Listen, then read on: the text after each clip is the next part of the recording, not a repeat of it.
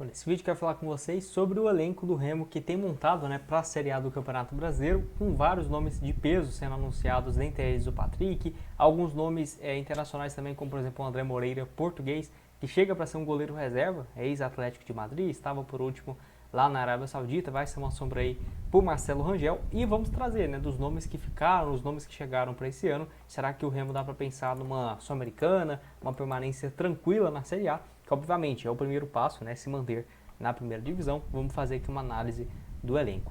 O mais recente de peso foi o Patrick, anunciado, volante de 33 anos, estava por último no Atlético Paranaense, onde pelo menos voltou a jogar. Ele tem contrato com o Santos até o final de 2026 e acabou sendo uma boa para o Remo, que consegue esse empréstimo junto ao Santos, não tendo que pagar 100% dos seus salários.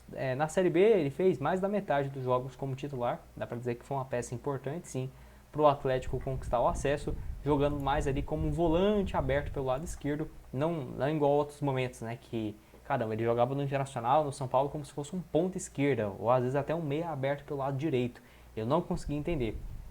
Eu lembro que o São Paulo, na época, os pontas, os alas do São Paulo eram o Patrick pelo lado esquerdo e o Nenê pelo lado direito. Cara do céu, isso aí fica difícil demais, E você tem uma criação de profundidade e tal. Então acho que o Patrick, por fazer essas duas alas, se você pode deixar ele como volante pelo lado esquerdo, como ele fez em muitos jogos na Série B, ou abrir ele pelo lado esquerdo mesmo, mas você tenha mais profundidade pelo outro lado, pelo ponta direita, de fato, eu acho que pode acabar dando certo nesse esquema do Osório. Enfim, nome que não vem de uma fase muito boa, para falar a verdade, o último ano que ele pelo menos jogou mais frequentemente foi no São Paulo em 2022, na Série A, e 2023 pelo Atlético Mineiro, 45 partidas. E aí vinha de uma fase muito ruim no Santos até esses 40 jogos pelo Furacão, pelo menos voltando a jogar e voltando a ficar numa forma física boa, que era algo que vinha atrapalhando o Patrick. Enfim, vamos torcer para dar certo. Eu particularmente gostei desse nome. Outro aqui é o André Moreira, goleiro de 30 anos. Eu não conhecia, ele já havia passado por outros clubes aqui do futebol europeu, como por exemplo o Atlético de Madrid e o próprio Aston Villa, onde nunca conseguiu jogar com tanta frequência, O goleiro também é complicado, você às vezes fica a vida inteira como reserva. Ele até jogou no Bessade, que é um clube SAF lá de Portugal. É o antigo belenense, E aí ele foi titular durante um tempo, foi pro futebol da Suíça, foi titular por lá também, um outro clube aqui que eu não vou saber o nome, mas acho que é um que tem um GV azul, É isso aí mesmo. E aí, lá no Al Raed, lá dos Emirados, ele jogou 45 partidas nos últimos 2 anos, Não dá para dizer que foi titular absoluto, mas pelo menos vinha mantendo uma forma física, e isso pro goleiro é muito importante. As últimas partidas dele aqui, mais recentemente também, ele havia jogado no meio do ano, onde ficou livre no mercado. Vamos ver, eu acho que nesse primeiro momento chega muito mais para ser um reserva do Marcelo Rangel. Acho que não tem a menor chance do Marcelo Rangel ficar no banco com um goleiro que já não joga, já tem 6 meses. Eu acho que é importante você ter um bom goleiro. O Remo mesmo na reta final perdeu o Marcelo Rangel, acho que foi 3 jogos, 4. E assim, se não tivesse um bom goleiro para fazer essa função, um cara de confiança, ainda mais numa Série A, pode custar bem caro. Enfim, 37 anos, o Marcelo Rangel. Eu até tinha trago um vídeo recentemente, quando o Remo conseguiu acesso, falando que possivelmente iria atrás de um novo goleiro, mas para ser reserva, porque o Marcelo Rangel perder a posição, eu acho pouco provável. Pode deixar sua opinião aqui embaixo nos comentários. Antes de dar uma sequência, aproveite aqui também para deixar seu like, se inscrever no nosso canal. Qualquer curtida, comentário que com certeza já nos ajuda bastante a chegar a esse próximo objetivo, que é de 72 mil inscritos. Então, se você é torcedor do Remo e ainda não curtiu, conta com seu like e com a sua inscrição.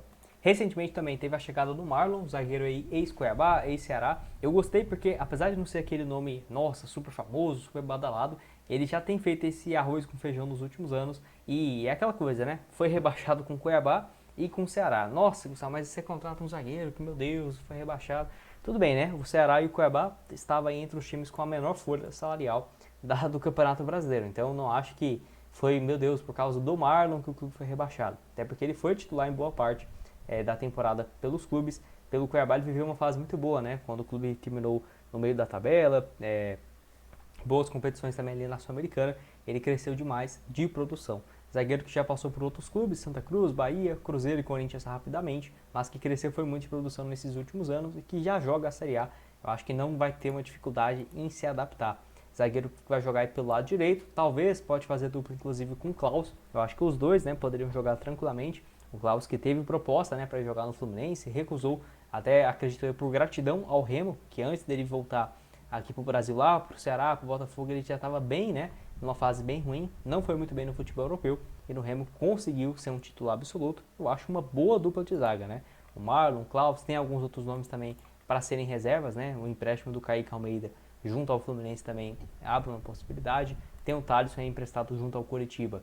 Jogou uma boa Série B pelo rival, pelo Paysandu. Eu acho que é um jogador que pode também crescer de produção no decorrer do ano, além de outros nomes, né, que já estavam no clube. Pode deixar sua opinião aqui embaixo nos comentários sobre essa chegada também, né, do defensor, que tem aí então o Marlon, 33 anos de idade, vai fazer 34 agora no mês de abril, além também do Thalisson, né, que chega aí de empréstimo junto ao Curitiba, todos zagueiros destros, tá, vale ressaltar, e aí o Klaus, que pode fazer as duas, com um contrato também até o fim de 2027 e até o fim, né, de 2026, recusando inclusive essa proposta do Fluminense.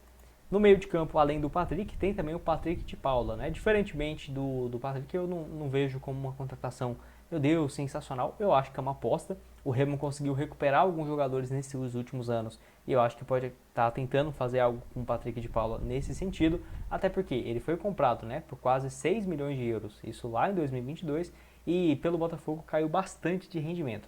Aqui no Brasil não conseguiu jogar bem pelo Criciúma, quando esteve por empréstimo. Em 2025 ele até jogou algumas partidas pelo Botafogo, 21 jogos, 4 gols. E no meio do ano foi para o Estoril Praia, onde fez mais 9 partidas e 1 gol. A maioria dos jogos também como reserva. Vamos ver, igual eu falei, às vezes uma mudança de ambiente para o jogador pode fazer diferença. Ele também já está em reta final de contrato com o Botafogo, vai só até o final de 2026, dependendo se ele vai bem, né, pelo Remo. O Remo até consegue assinar um contrato em definitivo e talvez negociá-lo, né, caso ele tenha muito destaque.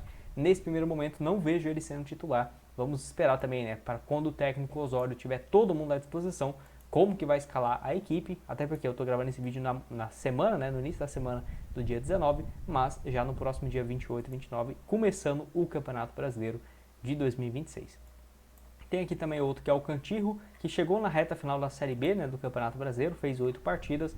O Remo teve umas contratações assim que ele não conseguiria contratar se não tivesse colocado em cláusula que, se conseguisse o acesso, renovasse automaticamente. O Cantillo foi uma opção dessa. Ele até foi titular no acesso no último jogo contra o Goiás e tal. Teve um meio da competição aqui que ele foi titular também em junho, julho, mas depois, se a gente observa, de setembro a novembro, ele não jogou. É bem conhecido, né? Passagens aí pelo Corinthians, onde até foi bem em 2020. Não é à toa que o Corinthians paga, acho que foi 12 milhões de reais, né? Depois ele desanda, não foi muito bem. Foi bem no Júnior Barranquilla em 2024 e um 2025 que começa ruim no Huracan, depois vai para o Remo e acaba se recuperando. Talvez, né, ele possa ter uma sequência melhor. Tem contrato somente até o meio desse ano de 2026, então não é um vínculo tão longo assim com a equipe do Remo. Pode deixar sua opinião aqui embaixo sobre o colombiano, 32 anos de idade, volante muito mais de marcação, que ainda não conseguiu, né, dessa volta por cima no Remo.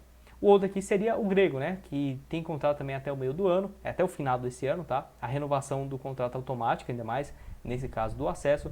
9 partidas, 1 gol e 1 assistência. Estou curioso para ver também como que vai ser esse desempenho dele na Série A. Diferentemente do Cantillo, ele foi titular nos últimos 10 jogos da Série B. Foi muito importante para o acesso, assistência contra o Atlético, gol também aqui contra o Cuiabá. Então um jogador aqui que eu acho que pode ser uma peça importante. Canhoto, 1,93 m, né, que é raro um jogador dessa altura no meio de campo. Pode deixar a sua opinião aqui embaixo. E não é muito diferente, né, por exemplo, que é o do Aleph Manga e do Carlinhos, que são apostas para recuperar um bom futebol. É claro, acho que na Série A você tem que ter alguns nomes mais certeiros, sim, mas faz parte também, porque se você for contratar só quem você tem certeza, para um clube que está saindo da Série B, indo para a Série A, um calendário começando no dia 28 de janeiro a primeira divisão, você não vai conseguir contratar todo mundo. Vai errar em alguns, vai acertar em alguns, eu acho que faz parte.